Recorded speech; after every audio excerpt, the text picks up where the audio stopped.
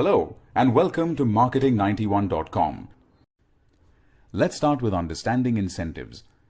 Incentive wages refer to performance-linked compensation or performance-based rewards paid to improve motivation and productivity of employees. An incentive scheme is a plan or program to motivate individual or group performance. An incentive program is most frequently built on monetary rewards, incentive pay or monetary bonus, but may also include a variety of non-monetary rewards or prizes.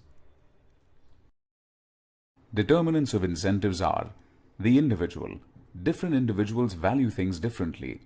A reward that is considered highly attractive by one employee may not be attractive to another. Managers need to develop incentive plans giving top priority to employee preferences and desires. The work situation. There are four important elements of the work situation that affect incentives: technology, job satisfaction, feedback, and equity. Incentive plans can be classified into two categories: individual incentives and group incentives. In individual incentive plans, rewards are tied to the performance of individual employees are known as individual incentive plans. Individual incentive plans may be based on time or output. Some popular individual incentive plans are piecework, standard hour plan, bonus, perquisites, commissions, and stock options. Let's understand each of these in detail. The first type is piecework. Compensation is based on the number of units produced. Straight piecework plan. Employee is guaranteed a minimal hourly rate for meeting some predetermined standard output. Differential piece rate. Employees whose production exceeds the standard output receive a higher rate for all their work than the rate paid to those who do not exceed the standard. In standard hour plan, a standard time for completing a particular job or task is established. The worker is paid the standard rate even when he or she completes the job in less time than the standard time. Next is bonus, an incentive payment given to an employee beyond his normal base wage, frequently given at the end of the year and does not become a part of the base pay.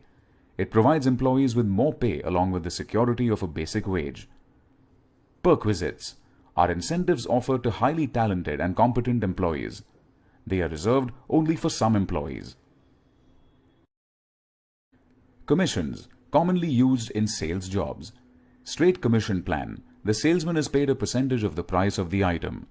Combined salary and commission plan. The salesman is paid a small salary and the rest is paid in the form of commission on the sales made.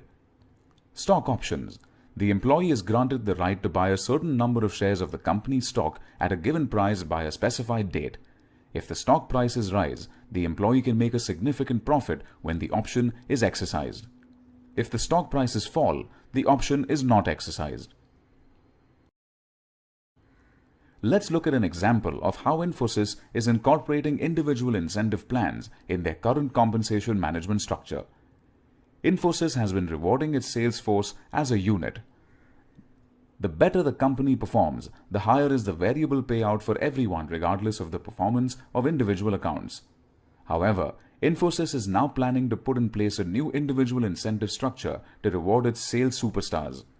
It seeks to reward top performers handsomely on the basis of the incremental revenue that they generate from their individual accounts and new logos won regardless of the company's overall performance. Moving on to group incentive plans. Earnings of a group are related to the performance of the group as a whole. The purpose is to encourage teamwork and cooperation to attain high productivity or performance. It is useful when it is difficult to measure each individual's output and when teamwork is important.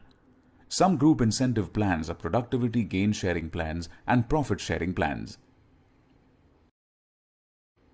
The first group sharing plan is productivity gain sharing plan.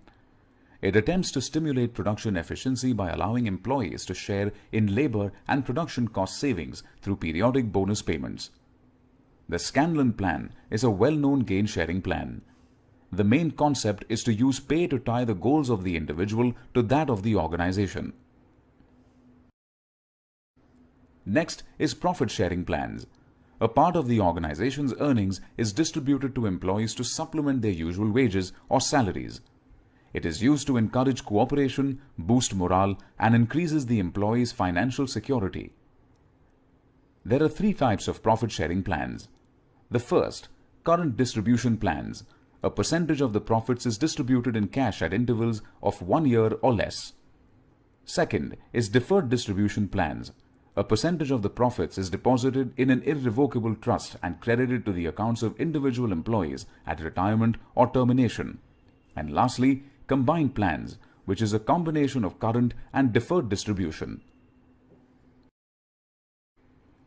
Advantages of profit-sharing incentives are: it improves productivity, creates a sense of responsibility among employees. Industrial democracy is promoted as workers are treated as partners and not as mere wage earners. A stable workforce is built because the chance of profit sharing attracts and retains qualified workers. Its disadvantages are: profit sharing may lead to conflict between the employers and the employees. Incentives are not guaranteed. Employee morale dips when they do not get additional earnings. And lastly, external factors beyond employee control may have a greater impact on the company's profitability.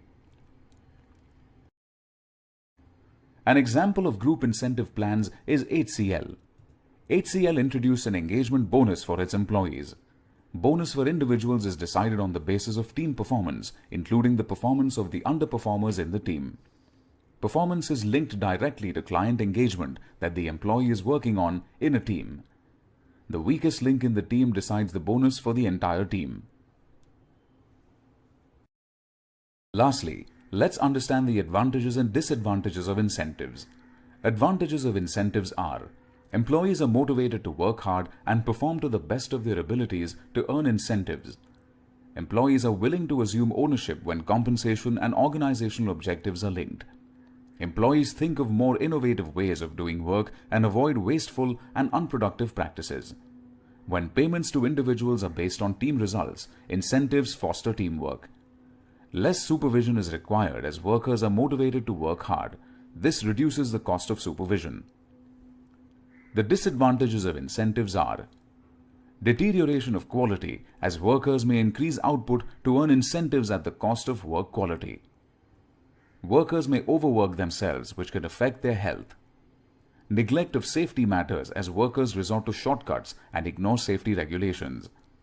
Managements often face resistance while revising standards and rates owing to changes in technology, work methods, machinery, and materials.